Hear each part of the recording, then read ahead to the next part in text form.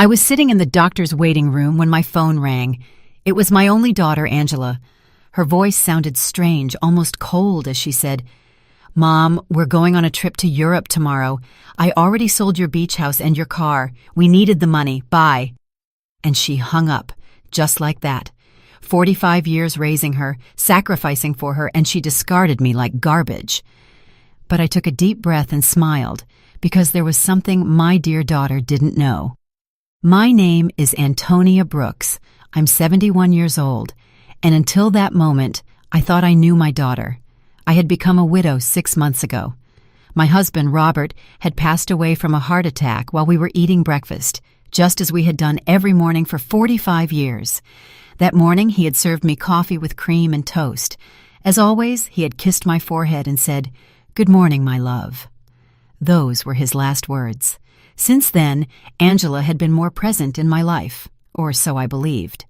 She came to visit 3 times a week. She helped me with the funeral arrangements and accompanied me to the grocery store.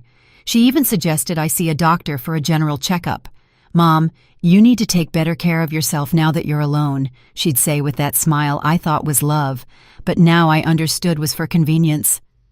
The beach house had been our sanctuary for years. Robert and I bought it when Angela was 15, with a lot of hard work and sacrifice. Every summer we'd go there, building memories, celebrating birthdays and Christmases. Angela would bring her boyfriends, and later her husband, Edward. I would cook for everyone, clean, and do the laundry. It was our family tradition. I never thought she'd see it as just money. And the car, that old Ford pickup truck Robert cared for like his own child. He'd wash it every Sunday, change the oil religiously, and always park it in the same spot under the shade of the tree. Angela knew what that truck meant to me. It was the last thing I had left of him. His scent still lingered on the seats. When she hung up, I stayed there on that uncomfortable green plastic chair, surrounded by other sick people, and for the first time in months, I didn't cry. Something strange happened inside me, a calm I hadn't felt since Robert's death, because in that moment I remembered something I had completely forgotten. 3 days before he died, Robert had handed me a manila envelope. "Antonia, put this in the drawer of your dresser. If something happens to me, open it after a while, but only when you feel ready." I had put it away without much thought. After the funeral, with so much grief and so many arrangements, I simply forgot. But there it was, waiting for me at home. The nurse called me to go into the office. The doctor examined me and said I was in good health for my age, that I just needed to rest more and eat better. I nodded and smiled, but my mind was elsewhere. I was thinking about that envelope, about the coldness in Angela's voice, and how Edward was probably behind all of it. He had never liked me. He always saw me as a nuisance. I left the office and walked slowly to the bus stop. I no longer had a car, according to Angela, but as I waited, I couldn't help but smile. There was something poetic about all of this. My daughter thought she had left me with nothing, but what she didn't know was that Robert, my dear Robert, had always been a man who planned ahead. The bus arrived, and I sat by the window. I watched the city go by. The houses, the stores, people rushing everywhere, all with their own tragedies, their own secrets. I had my own too, and I was about to discover them. When I got home, I went straight to my room. I opened the dresser drawer, and there was the manila envelope, exactly where I had left it. My hands trembled slightly as I picked it up. I could feel there were several documents inside. Robert had written my name on the front in his neat handwriting. I sat on the bed we had shared for so many years and took a deep breath. It was starting to get dark outside, and the house was filling with those familiar shadows that no longer scared me. I opened the envelope slowly, as if unwrapping a birthday gift. What I found inside would change everything. What I found in that envelope took my breath away. There were legal documents, deeds, bank certificates, and a handwritten letter from Robert. My eyes filled with tears as I read his familiar handwriting. "My dear Antonia, if you are reading this, it means I am no longer with you. Forgive me for not telling you everything while I was alive, but I wanted to protect you from worries. Over the years, I invested our savings in properties and businesses. We don't just have the beach house, we have 6 other properties, including the apartment building where Angela and Edward live. We also have shares in 3 companies that are worth more than you can imagine. You are rich, my love. You always were rich. But now you are on paper, too. My hands trembled as I looked through the documents. There were deeds to houses in different city neighborhoods, a downtown condo, a small motel on the coast, and indeed, the 20-story apartment building where my daughter lived. Robert had been the silent owner for the past 10 years, but had put everything in the name of a company I didn't know about. And according to the papers, I was the sole heiress of that company. There were also bank statements for accounts I never knew existed, with numbers that seemed unreal. Robert had been a bus driver for 40 years, but apparently he had also been a very smart investor. Every penny we saved, every sacrifice we made, he had multiplied in silence, and I never knew anything. In the letter, Robert explained that he had kept it all a secret because he didn't want me to worry about money or for Angela to know about our real financial situation. You know our daughter, Antonia. If she knew we had so much money, her attitude would change. I want her to love us for who we are, not what we have. What irony. Our daughter had left us thinking we had nothing, when in reality, we had everything. That night, I couldn't sleep. I walked around the house, touching the old furniture and the knickknacks Angela had always criticized for being outdated. I looked at the family photos on the wall, especially the one where she was 5 years old, sitting on Robert's lap and laughing. Where did that sweet little girl go? When did she become so cold, so calculating? The next day, early in the morning, the phone rang. It was Angela again. Her voice sounded different, softer, but I had already learned to be wary of those shifts in tone. Mom, how are you? I wanted to tell you we already transferred the money from the house and the car. We deposited your share into your account. It's not much, but it'll help you live for a few months while you look for something smaller. My share? I asked, keeping my voice calm. Yes, Mom. We obviously weren't going to leave you with nothing. We gave you 30%. That's fair, right? We need the money for our investment in Europe. Edward has an incredible business opportunity over there. 30% of my own things. How generous. I see, honey. And when do you leave? This afternoon. Our bags are already packed. We'll be gone for at least 6 months, maybe more if the business goes well. But don't worry, Mom. When we get back, we'll help you find a small apartment, something that fits your needs. Fits my needs, as if she knew what my needs were. Okay, Angela, have a safe trip. Oh, Mom, I knew you'd understand. You've always been so compassionate. We love you so much. And she hung up.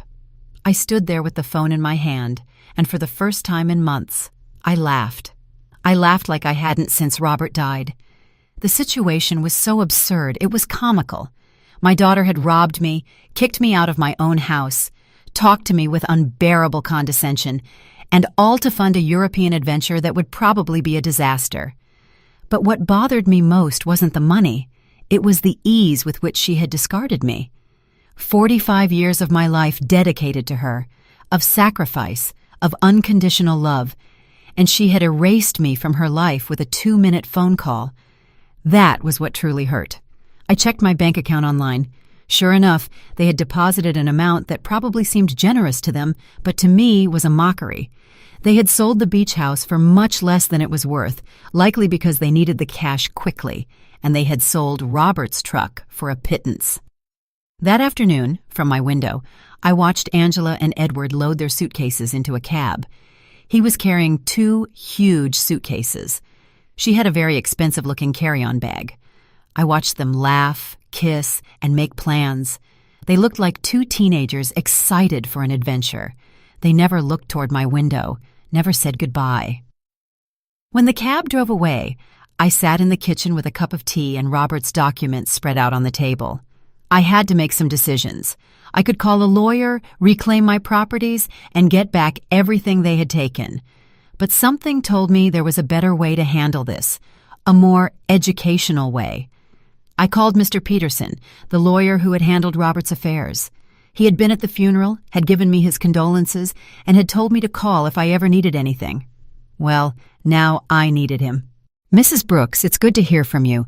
How are you? I'm doing well, Mr. Peterson. I need to see you urgently. I found some documents from Robert that I don't quite understand. Of course. You can come to my office tomorrow morning. I'll be there. That night, for the first time in months, I slept soundly. I dreamed of Robert. He was sitting in his favorite chair reading the newspaper, just like every morning, and when he saw me, he smiled and said, "It's about time, my love. It's about time you stood up for yourself." I woke up with a strange feeling. It wasn't exactly happiness, but it wasn't the sadness I had felt for so many months either. It was something like determination. For the first time since Robert's death, I had a clear purpose. I was going to get back what was mine, but not in the way Angela expected. The next morning, I got dressed with more care than usual. I put on my wine-colored dress, the one Robert always said made me look elegant.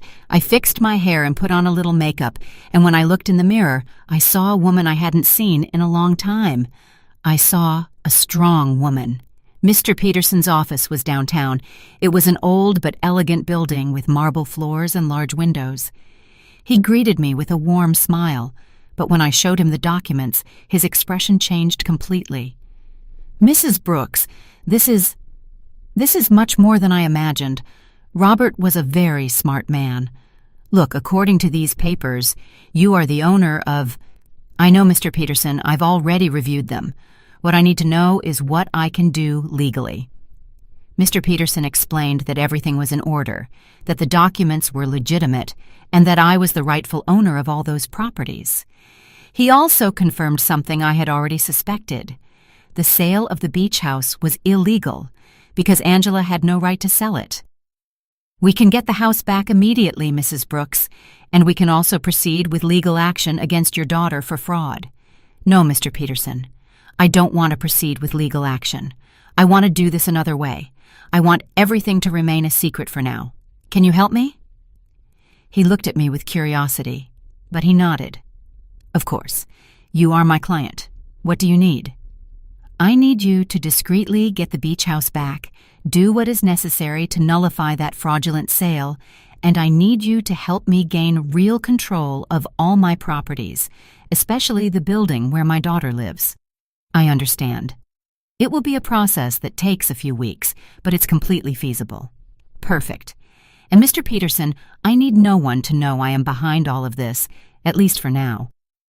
When I left his office, I felt as if I had woken up from a very long dream. I walked through the downtown streets, watching the people, the buildings, the life that was going on as normal. But for me, everything had changed. I had a plan. The following weeks were the strangest of my life. Officially, I was a poor widow who had been abandoned by her daughter, but in secret, I was a rich woman silently orchestrating the recovery of my assets. Mr. Peterson worked efficiently, and every few days he would call me with updates on the progress of the legal proceedings. I decided to stay in my house for the time being. It was mine, after all, although Angela probably expected me to move into a single room. Every morning I would wake up, have breakfast at the same table where Robert and I had shared so many years, and then go for a walk in the neighborhood. The neighbors would greet me with that mix of pity and curiosity they reserve for recent widows. Aurora, my lifelong neighbor, came up to me one afternoon while I was watering the plants in the front. "Antonia, dear, is it true that Angela went to Europe and left you all alone?" "Yes, Aurora. She went with Edward. They have business plans over there." "And how are you going to live, sweetie? We all know Robert didn't leave much money." "If you only knew," I thought. "Don't worry, Aurora. I'll be fine." "Do you need anything? I can bring you some food, help you with groceries?" "You're very kind, but I'm fine, really." Aurora looked at me with that expression I knew well. It was the same look I had received after the funeral, compassion mixed with a little relief that it wasn't her tragedy. "Well, you know where to find me if you need anything." These conversations were constantly repeated. The butcher, the baker, the lady at the corner store, everyone spoke to me with that soft tone they use with the unfortunate, and I would nod, smile, and thank them for their concern, but inside, a part of me enjoyed this performance. It was like living a double life. Mr. Peterson called me one Wednesday morning. "Mrs. Brooks, I have good news. I was able to nullify the sale of the beach house. The buyers didn't know the sale was fraudulent, so they got their money back without any problems. The house is yours again." "Excellent, Mr. Peterson. And the building where Angela lives?" "That one is more complicated. Technically, you've always been the owner through the company, but we need to make some administrative changes so that you have direct control. That should take another 2 weeks." "Perfect. Keep me informed." After hanging up, I sat in the kitchen with my coffee and thought about Angela. She had been in Europe for 3 weeks, and I hadn't heard anything from her. Not a call, not a message, not even a postcard. To her, I had ceased to exist the moment she got the money she needed, but I knew that was going to change soon. I decided to visit the beach house. I took the bus to the coast, the same route Robert and I had taken hundreds of times. The house was exactly as I remembered it, small, painted cream-colored, with a porch overlooking the ocean. The new owners had put some potted plants on the steps, but other than that, everything was the same. I sat on the curb across the street and looked at it for an hour. I remembered summer afternoons when Angela was little, running on the beach and building sandcastles, Robert grilling fish on the barbecue while I made salads in the kitchen, Angela bringing friends, then boyfriends, then Edward, all those happy moments that she had reduced to a simple commercial transaction. An older gentleman came out of the house and saw me sitting there. He approached me with curiosity. "Are you okay, ma'am?" "Yes, thank you. I'm just remembering. I knew the former owners." "Yes, I knew them very well. What a shame about what happened. They told us the elderly lady was very sick and needed to sell fast. We thought it was a steal, but it turns out the sale wasn't legal. We had to give the house back." "Did you know them personally?" "No. We did everything through intermediaries, but they told us the daughter was handling everything because the mother couldn't." What a sad situation. If you only knew how sad it really was, I thought. "Well, I'm glad you didn't lose your money." "Yes, luckily everything worked out well, although now we have to look for another house. We liked this one a lot." I left there with a heavy heart. It wasn't just the money that hurt. It was the ease with which Angela had lied about me. She had made up a story about my illness. She had used my supposed vulnerability to justify her actions. To her, I wasn't a person with feelings, but an obstacle that had to be removed.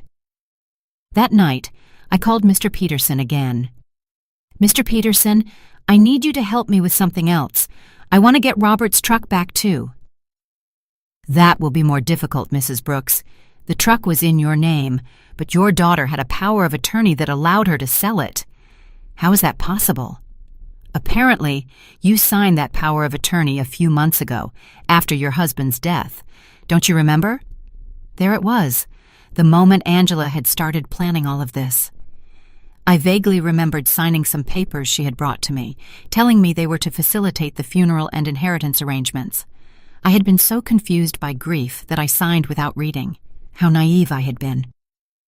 "I understand, Mr. Peterson. Is there any way to get it back?" "We can try, but it will be more complicated. We would need to prove that you signed that power of attorney under deception or coercion." "Let's do it. I want to get back everything they took from me." Over the next few weeks, I developed a strange routine. In the mornings, I was the poor widow everyone knew. I would go out to buy necessities, talk to the neighbors, and keep up appearances. But in the afternoons, I became a businesswoman. I would study Robert's documents, talk to Mr. Peterson, and plan my next move. I learned things about finance I never thought I would need to know. I discovered that Robert had been much smarter than I thought. Every one of his investments had been carefully calculated. The building where Angela lived, for example, wasn't just profitable from rent. It was in an area that was rapidly appreciating. I also discovered that Edward, Angela's husband, had a lot of debt. He had taken out loans using the apartment they lived in as collateral, not knowing he wasn't the real owner. When the banks figured this out, he was going to be in serious trouble. Mr. Peterson called me one Friday with important news. "Mrs. Brooks, we've finished all the paperwork. You now have total control of all your properties. I also got Robert's truck back."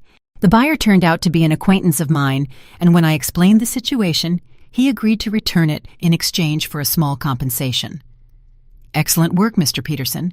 Now I need you to help me with one more thing. I want you to send a letter to my daughter." "What kind of letter?" "An eviction notice." There was silence on the other end of the line. "Mrs. Brooks, are you sure you want to do this?" "Completely sure. She decided I wasn't important in her life. Now she's going to find out how important I really am." "I understand. Do you want me to send it to Europe?" "No. I want you to give it to her when she gets back. I have a feeling it's going to be very soon." I wasn't wrong. That same afternoon, Aurora came running to my house with fresh neighborhood news. "Antonia, did you know that Edward is in trouble with the bank? My brother-in-law who works there told me they're investigating some loans he took out using the apartment they live in as collateral, but it turns out the apartment isn't his." "Really?" "Yes. And it seems Angela didn't know anything. They're saying she's going to have to come back from Europe to sort out this mess. What a complicated situation." "Yes, and the worst part is, apparently, Edward lied to her about the business in Europe. There was no business. He just wanted to escape the debts he had here." Perfect. Everything was working out exactly as I had expected. Angela had trusted Edward, had sacrificed her relationship with me for him, and now she was discovering that he wasn't the man she thought he was. That night, I sat on the porch with a cup of tea and looked at the stars. Robert used to say that the stars were the souls of people who had lived a full life, watching over their families from the sky. If that was true, then he was up there, watching his plan unfold perfectly. "Thank you, my love," I said to the sky. "Thank you for taking care of me, even after your death."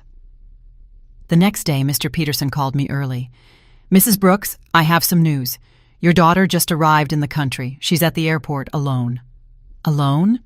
"Yes, apparently Edward stayed in Europe. There are rumors they had a very big fight." "I see. Did you send the letter?"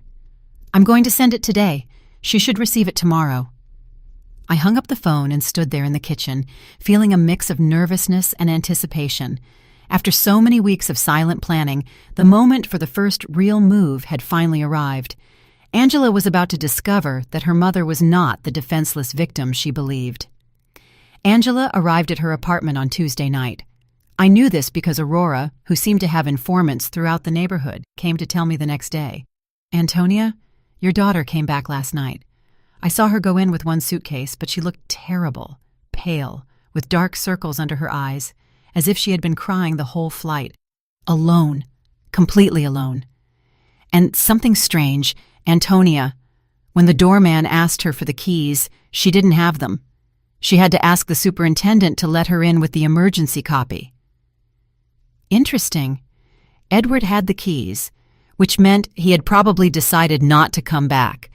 Or maybe Angela had discovered something about him and had fled. In any case, my daughter was back, and very soon she would receive my little welcome gift. Mr. Peterson called me that same afternoon. "Mrs. Brooks, the letter was delivered an hour ago. The doorman confirmed that your daughter received it in person." "Perfect. How long did we give her?" 30 days to vacate the apartment as per legal standards. "But Mrs. Brooks, are you sure you want to do this? She is your daughter, after all." "Mr. Peterson, my daughter kicked me out of my own house with a 2-minute phone call. She sold my things without asking. She treated me like garbage. Now she's going to learn that actions have consequences." "I understand. I just wanted to make sure you had considered all the implications." "I have considered them, Mr. Peterson. All of them." That night, I couldn't sleep. I stayed awake imagining Angela's face when she read the letter. The initial confusion, then the disbelief, then the panic. She would probably think it was a mistake, that someone was trying to scam her. But when she called to verify, she would discover that everything was completely legal. The next day, As if she had been waiting for my call, the phone rang at 8 in the morning. It was Angela, and her voice sounded desperate. Mom, I need to talk to you urgently. Good morning, honey. How was Europe? Mom, I don't have time for that right now. I received a very strange letter yesterday. It says I have to vacate my apartment in 30 days. It must be a mistake, right? Do you know anything about this? An eviction notice. How strange. From whom? From a company I've never heard of. It's called... Wait, let me find the letter. Robert Investments, Inc. Do you know this company? Robert had used his own name for the company. How poetic. No, honey, I've never heard that name. Are you sure the letter is legitimate? That's what I want to find out. Mom, I need you to help me. I don't know what to do. Edward left me in Europe. He ran off with another woman, and now I come back to this. I don't understand what's happening. There was the confirmation. Edward had abandoned her, probably when the money ran out, or when he realized that the legal problems at home were more serious than he thought. Poor Angela. She had sacrificed her family for a worthless man. I'm so sorry, honey. Where are you now? I'm in the apartment, but I don't know for how long. Mom, can I come see you? I need to talk to someone. I don't have anyone else. The irony was perfect. Now that she was left without the man for whom she had abandoned me, she remembered she had a mother. Of course, honey. Come over whenever you want. I'm on my way. I hung up the phone and looked at myself in the mirror. I had to be perfect for this performance. I put on my most conservative gray dress, tied my hair in a simple bun, and practiced my expression of a worried but resigned mother. When Angela arrived, she would see exactly what she expected to see. A poor, vulnerable widow who had been abandoned by her own daughter. Angela arrived an hour later. When I opened the door, I was surprised at how bad she looked. She had lost weight, had deep circles under her eyes, and her expensive clothes looked wrinkled and unkempt. Her eyes were red from crying. "Mom," she said, and for a moment I thought she was going to hug me, but she stopped, as if she suddenly remembered how things had ended between us. "Come in, honey. Do you want some coffee?" "Yes, please." We sat in the kitchen, at the same table where I had read Robert's documents weeks ago. Angela looked small in that chair, lost, just like when she was a child, and came to tell me about her school problems. "Mom, I'm so sorry for the way I left. I know I didn't treat you well." "It's in the past, honey." "No, it's not. I treated you badly. I said horrible things, and now," her voice broke, "now I have no one." "What happened with Edward?" "He left with a 25-year-old hotel waitress in Paris. It turns out there was never any business in Europe. It was all a lie. He just wanted to escape the debts he had here and use the money from the sale of your house to fund his adventure." "All the debts?" "Yes, Mom, so many debts. It seems he had been taking out loans for years, using the apartment we lived in as collateral. But now I find out he wasn't the owner of the apartment." "How is that possible?" Here was my opportunity. "I don't know, honey. Property matters are very complicated. The problem is that now the banks are coming after me for his debts. They say since we were married, I'm also responsible. And on top of that, this eviction notice. Mom, I don't know what to do. I don't have money. I don't have a job. I don't have anywhere to live." She started to cry, real tears of genuine desperation. And for a moment, my mother's heart softened. I wanted to hug her, console her, tell her everything would be okay. But then I remembered the coldness in her voice when she called me from the doctor's office, the ease with which she had discarded me, the way she had talked to me as if I were a burden. "Did you talk to a lawyer about the letter?" "I don't have money for a lawyer, Mom. We spent all the money in Europe. Edward took what little was left when he ran off with that woman." "So what are you going to do?" "I don't know. I thought maybe I could stay with you for a while, just until I find a job and can get a small place to live." There was the question I had been waiting for. After kicking me out of my own house, after selling my things, after treating me like garbage, she now wanted me to rescue her. She wanted the poor widow she had created to save her from the consequences of her own actions. "Of course, honey. This will always be your home." Angela looked at me with surprise, as if she hadn't expected it to be so easy. "Really, Mom, after everything that happened?" "You are my daughter, Angela. That will never change." She got up, and this time she hugged me. It was a desperate hug, from someone drowning and clinging to the only thing they can find. I hugged her back too, but not with the unconditional love from before. Now there was calculation in my embrace. Strategy. "Thank you, Mom. I promise I'll find a job soon. I won't be a burden." "Don't worry about that now. Rest, recover, and then we'll see what your options are." Angela left that afternoon to get some things from her apartment. I stayed in the kitchen, thinking about how easy it had been. She had come to me exactly as I had planned, broken, desperate, with no options, and best of all, she suspected nothing. To her, I was still the poor, abandoned mother who needed her compassion. But this was only the first part of my plan. Having her live with me would give me the perfect opportunity for the next phase. I was going to let her settle in, feel safe, and believe she had found a refuge in my house. And then, when she least expected it, I was going to teach her the difference between being poor by choice and being poor by consequence. That night, I called Mr. Peterson. "Mr. Peterson, I need you to do something else for me." "Tell me, Mrs. Brooks." "I want you to investigate Edward's debts. I want to know exactly how much he owes, to whom, and what legal options I have to separate them from my daughter." "That will take time, but it's feasible." "Perfect. And Mr. Peterson, I want you to keep this an absolute secret. No one can know I am behind this investigation." "Of course, Mrs. Brooks. May I ask what your final plan is?" "My plan, Mr. Peterson, is very simple. I'm going to save my daughter, but first, she has to understand what it truly means to hit rock bottom." When I hung up, I poured myself a glass of the wine Robert had been saving for special occasions. It had been a long time since I'd had a special occasion like this one. The game had begun, and for the first time in months, I had all the good cards in my hand. Angela moved into my house the next day. She arrived with 2 suitcases and a cardboard box, all that was left of her previous life.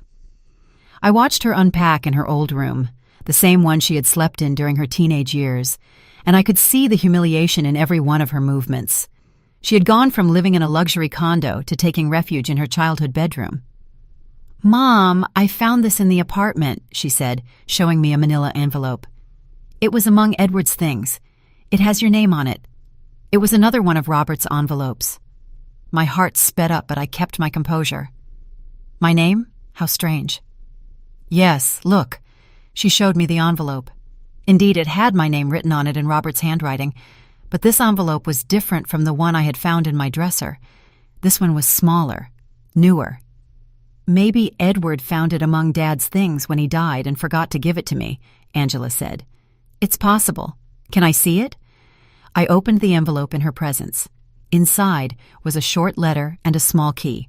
The letter said, "Antonia, if you are reading this after having received the main envelope, it means our daughter is going through a difficult time.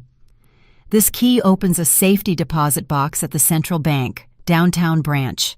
The number is 247. There is something there that can help you help her, but use it wisely. With eternal love, Robert." Angela read the letter over my shoulder. A safety deposit box? Dad had a safety deposit box? I had no idea. "I didn't either," I lied. "Your father never told me about this. Do you think we should go see what's in there?" "I don't know, honey. Maybe it's better to leave things as they are." "But Mom, maybe there's something important in there, documents, or, I don't know, maybe something valuable that can help us." The desperation in her voice was palpable. Angela was clinging to any possibility of finding a way out of her situation, and I was going to let her cling a little longer before I showed her the complete reality. "Okay," I said after a calculated pause. "We can go tomorrow." That night, Angela and I had dinner together for the first time in months. She had cooked, trying to be useful, but the food tasted of guilt and desperation. She told me more details about what had happened in Europe, and each story was worse than the last. Edward lied about everything, Mom, not just the business, but the debts, too. I thought he only owed a little bit of money, but it turns out he owes over $100,000. And the worst part is, he used my name for some of the loans without me knowing. How is that possible? He forged my signature. When I married him, I gave him some documents to handle the banking for our joint account. I never thought he'd use them for this. Do you have any way to prove you didn't know? I don't know. It's all so complicated. The banks say that since we were married, I'm responsible for all his debts anyway. And the divorce? I don't even know where Edward is now. He just disappeared. His phone is disconnected. He doesn't answer emails. Nothing. It's as if he vanished. Perfect. Edward had run away like the rat he had always been, leaving Angela to face the consequences of her actions alone. In a way, he had done me a favor. Now my daughter was experiencing exactly what I had felt when he abandoned me. Betrayal by someone she had completely trusted. I'm so sorry, honey. I didn't know things were so bad. I didn't either, Mom. I thought Edward loved me, that we were going to build something together, but it turns out I was just an easy way for him to get money and documents. Angela started to cry again. How could I have been so stupid? How did I not realize who he really was? It was tempting to tell her that I had seen the signs from the beginning, that I had tried to warn her that Edward never seemed trustworthy, but that would have broken my facade as a compassionate and vulnerable mother. Love can be blinding sometimes, honey. Don't blame yourself. But Mom, I didn't just ruin my life. I ruined yours too. I treated you horribly. I took your house, your truck, your things, and all to give to a man who abandoned me at the first opportunity. Now we're two poor women trying to survive because of me. It's in the past, Angela. We'll be okay. No, it's not. Now we're both in trouble because of my mistakes. You lost everything Dad left you, and I lost my marriage and my future. We're two poor women trying to survive. If she only knew, I thought, that at this very moment I had more money than she could possibly imagine, that I was the owner of the building where she lived, that I could solve all her problems with a single phone call. But it wasn't time yet. The next day, we went to the bank. Angela was nervous, hopeful. I maintained my act as a confused widow who didn't understand much about finance. The bank employee led us to the safety deposit boxes, verified my ID, and opened box number 247. Inside were jewels, many jewels, rings, necklaces, bracelets, earrings. I recognized some pieces as heirlooms from Robert's family. Others were completely new to me. There was also a letter explaining the origin of each piece and its approximate value. Angela gasped. Mom, this must be worth a fortune. You think so? Yes. Look at this emerald and this pearl necklace. Mom, Dad saved a treasure here. According to Robert's letter, the jewels were worth approximately $200,000. It was a significant amount, but it was nothing compared to the rest of my assets. It was like finding a few coins under the sofa when you have $1 million in the bank. What do we do with this, Mom? I don't know, honey. They're family memories. But Mom, we could sell some of the pieces. With this money, you could get your beach house back, and I could pay off some of Edward's debts. There it was again. Even when she found something valuable, Angela's first reaction was to think about how to use it to solve the problems Edward had created. She hadn't learned a thing yet. Are you sure you want to use your father's inheritance to pay Edward's debts? What other option do I have, Mom? If I don't pay something soon, the banks are going to foreclose on everything I have, and technically, I don't own anything. Everything was in Edward's name. Think carefully, honey. Once you sell these jewels, you won't be able to get them back. I know, but what else can I do? I can't get a job with all these legal claims pending. No employer is going to want to hire someone with so many legal problems. We took the jewels home.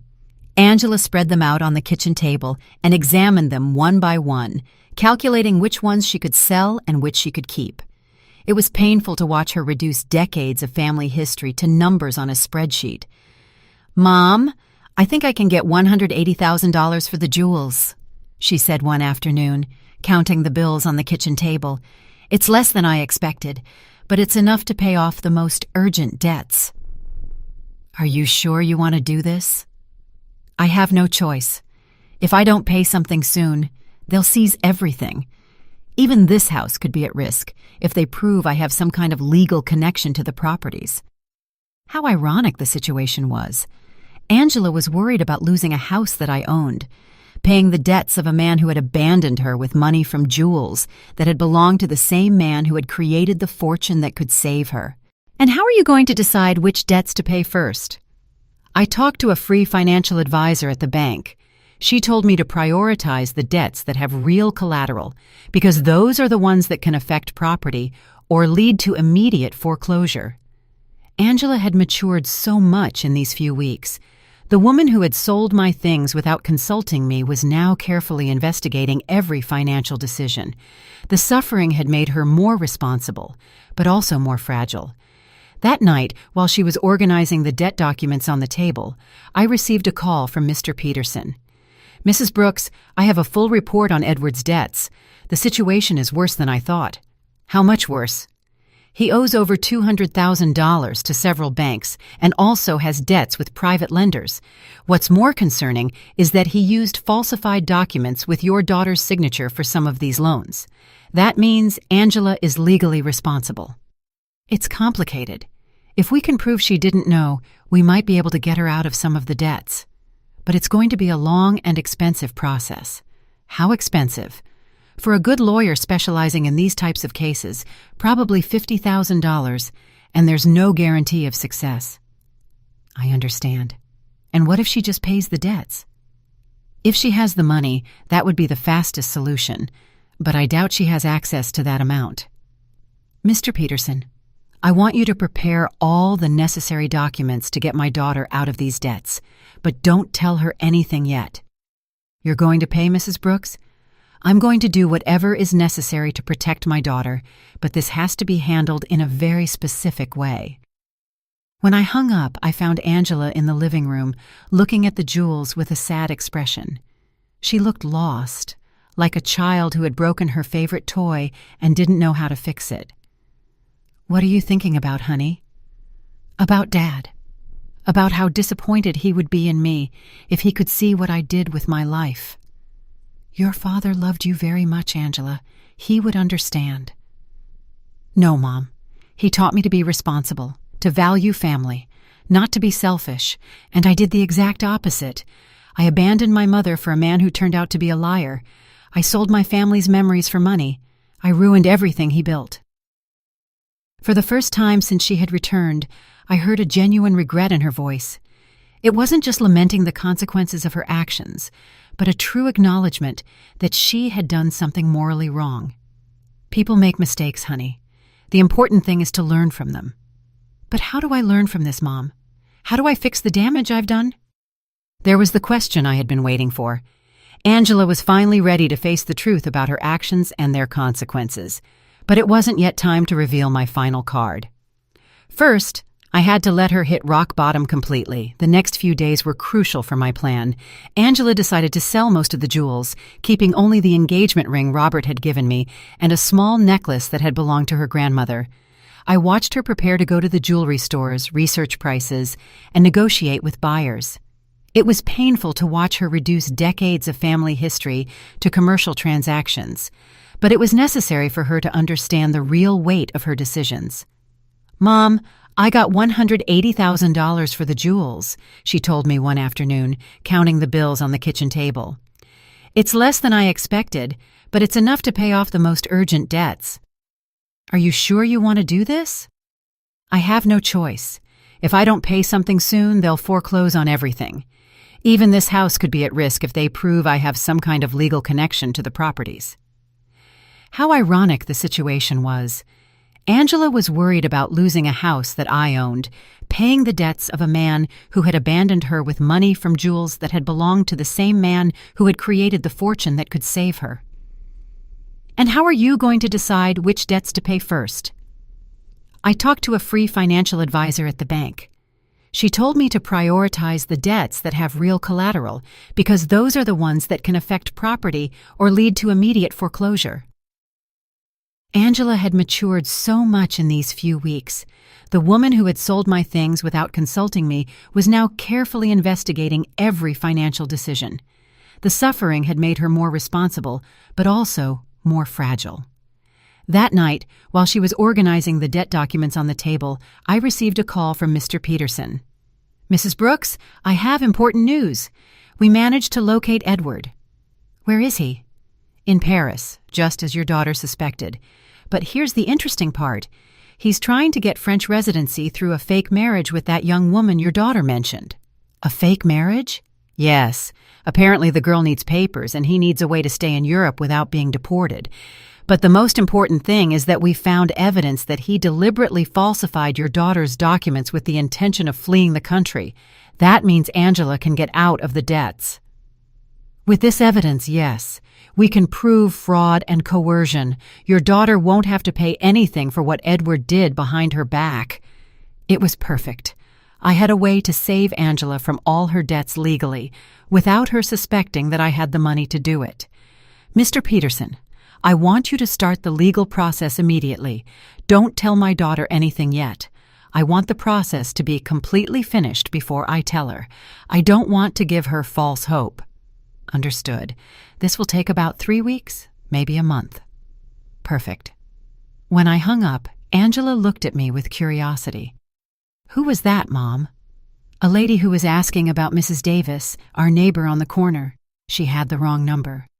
Lying had become easy. Every day that passed, I felt more comfortable with this double life I was leading. On one hand, I was the poor, abandoned mother Angela believed me to be. On the other, I was a wealthy woman, silently orchestrating my daughter's salvation and education. Over the next 2 weeks, I watched Angela struggle with decisions she never had to make. How to stretch money for food, how to negotiate with creditors, how to look for a job when your credit history is ruined. It was a cruel but necessary education. "Mom, I went to 3 job interviews today," she told me one evening, coming home with swollen feet and a tired face. 2 of them told me they can't hire me because of the pending legal problems. The third one offered me a part-time job cleaning offices at night. "Are you going to take it?" "I have no choice. It pays very little, but it's better than nothing, and I can work at night so I can keep looking for something better during the day."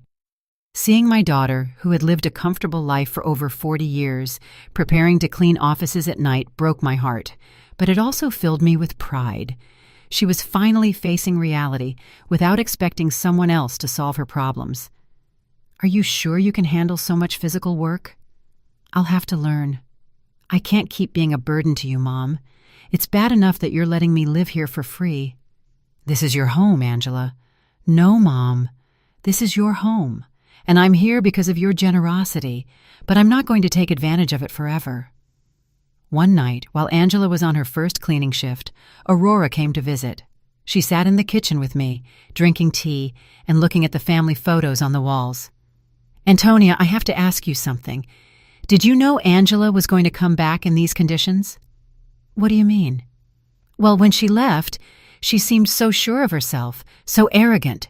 She talked about the great life she was going to have in Europe, about how successful Edward was, and now she's back, completely broken, working a cleaning job, living with you again. Life takes many turns, Aurora." "Yes, but there's something else. I've been watching Angela these days, and she looks different.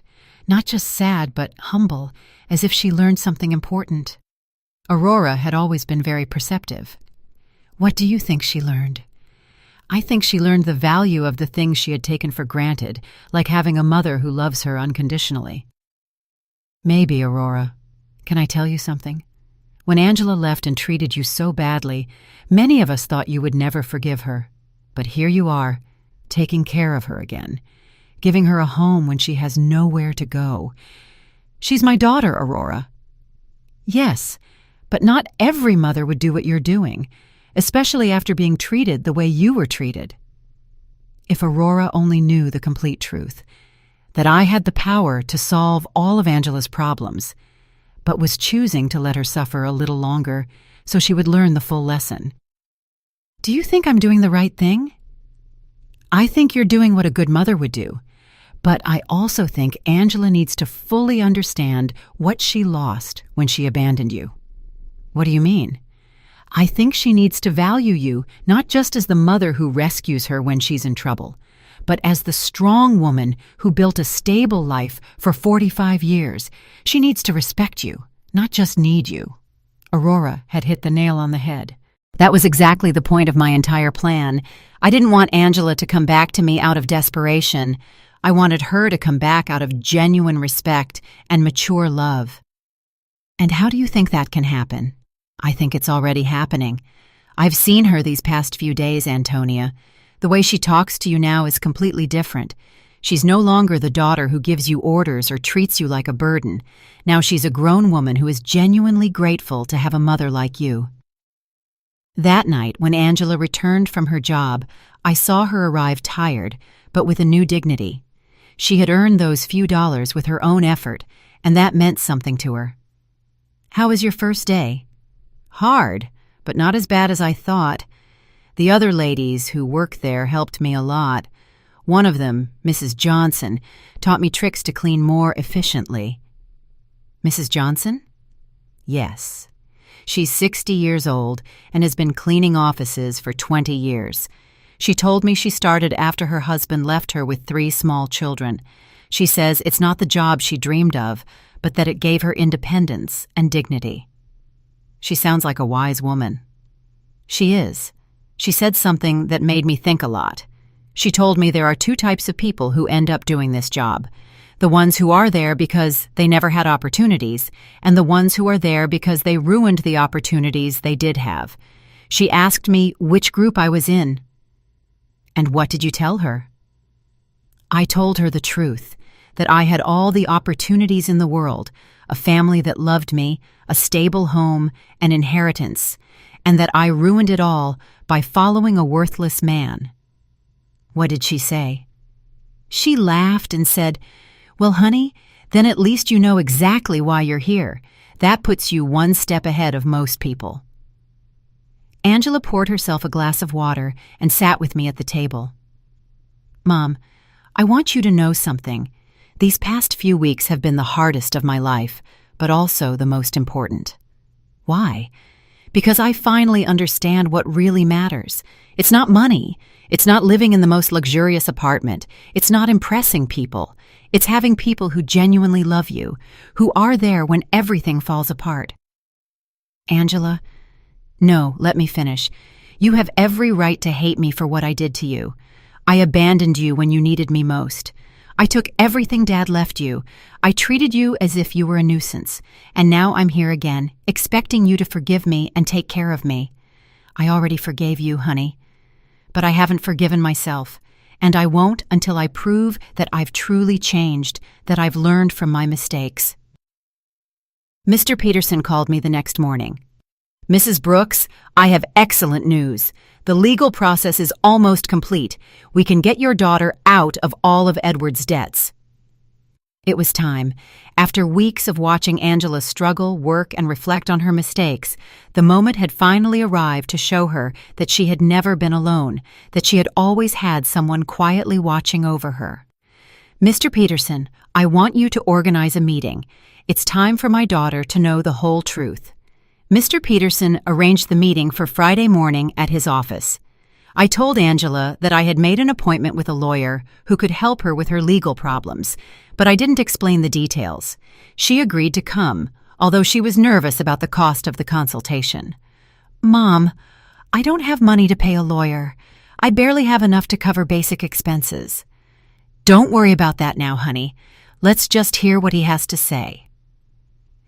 We arrived at Mr. Peterson's office on time. Angela had dressed in her best clothes, which now looked a little big on her thinner body. She was nervous, wringing her hands, expecting another piece of bad news on her endless list of problems. Mr. Peterson greeted us with his usual professional smile. "Mrs. Brooks, Miss Brooks, thank you for coming." "Thank you for seeing us," Angela replied. "Although I should warn you that my financial situation is very complicated, and I probably can't afford high fees." "That's exactly what we're going to talk about," Mr. Peterson said, exchanging a look with me. But first, I need you to review these documents." Mr. Peterson handed Angela a thick folder. She opened it and began to read, her expression gradually changing from confusion to surprise. "I don't understand. These documents say that Edward forged my signature, that there is evidence of fraud, that I am not responsible for the debts." "That's right. We have been investigating your case for the past few weeks. We found enough evidence to prove that you were a victim of identity fraud." "But how is that possible? Who paid for this investigation? I don't have money for this." Mr. Peterson looked at me. It was my moment. "Angela, there's something I need to tell you." "What, Mom?" I took a deep breath. After weeks of acting, I was finally going to reveal the truth.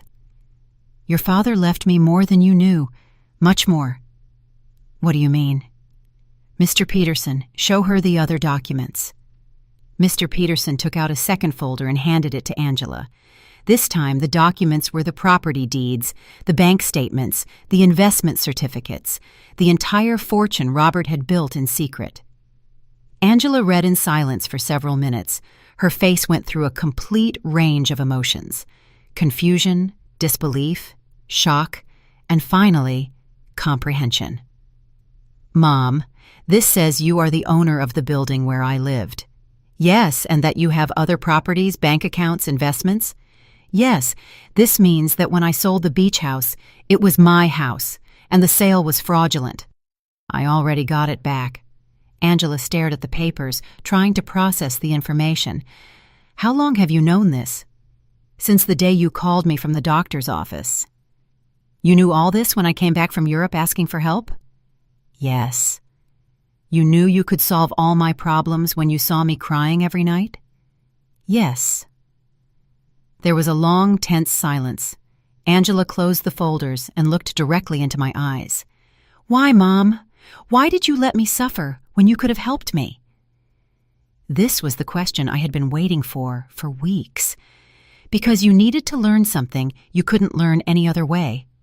"What?" "You needed to learn the value of the things you had lost, the value of family, of respect, of responsibility.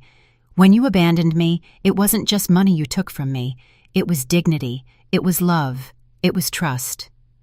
Angela started to cry, but they weren't tears of self-pity, like the ones she had shed during these weeks. They were tears of deep understanding. "I abandoned you when you needed me most." "Yes." "I treated you like garbage." "Yes." "And you saved me anyway." "Yes, but not in the way you expected. I didn't save you by giving you money so you could keep making the same mistakes. I saved you by letting you hit rock bottom so you could learn to save yourself." Mr. Peterson discreetly intervened. "Miss Brooks, your mother has paid all the legal expenses to free you from Edward's debts. She has also recovered all the properties that were sold fraudulently. You are completely free of legal problems." "And the cleaning job I got?" "You can quit if you want," I said, "but I hope you don't." "Why?" "Because that job is teaching you something you never learned when everything was easy. It's teaching you the value of your own effort, the dignity of honest work, the importance of valuing every dollar you earn." Angela wiped her tears and looked at me with an expression I hadn't seen in years. It wasn't the look of a daughter who needs her mother, but the look of a grown woman who respects another woman. "Do you forgive me, Mom?" "I forgave you a long time ago, honey. The question is, can you forgive yourself?" "I don't know if I can. I did unforgivable things." "People make mistakes, Angela. The important thing is what we do after we recognize those mistakes." Mr. Peterson left us alone in his office for a few minutes. Angela and I sat in silence,